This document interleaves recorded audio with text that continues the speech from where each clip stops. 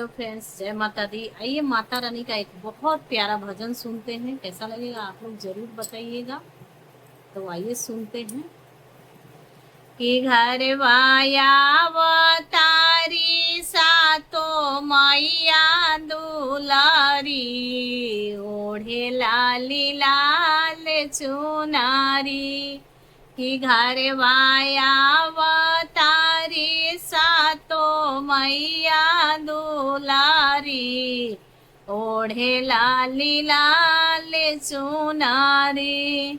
जब मोरी मैया नागर बीचे आई है हो, जब मोरी मैया नागर बीचे आई है हो, अपना अचरा से बाहर देबो डगरी, अवतारी मैया नगरी।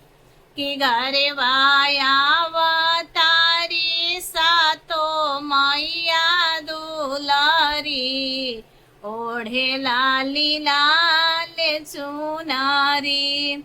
जब मोरी मैया जी पाँव नीचे धारी है हो, जब मोरी मैया जी पाँव नीचे धारी है हो, फूल बिछाए देबो मैया जी के डगरी, अवतारी मैया नगरी।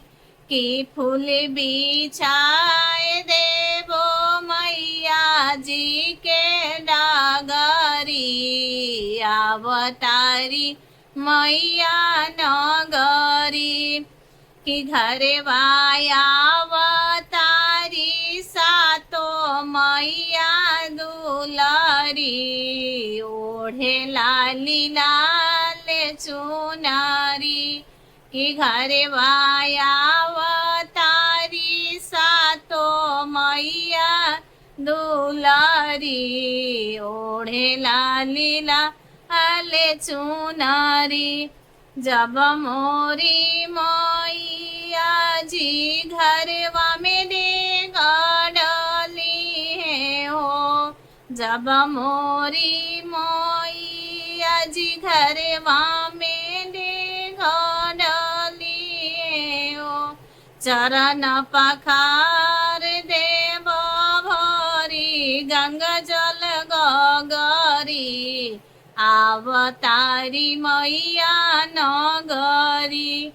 जब मोरी मैया जी घरवा में डेगा धरी है हो, कि चरण पखार देवो भरी गंगा जल गगरी, अवतारी मैया नगरी।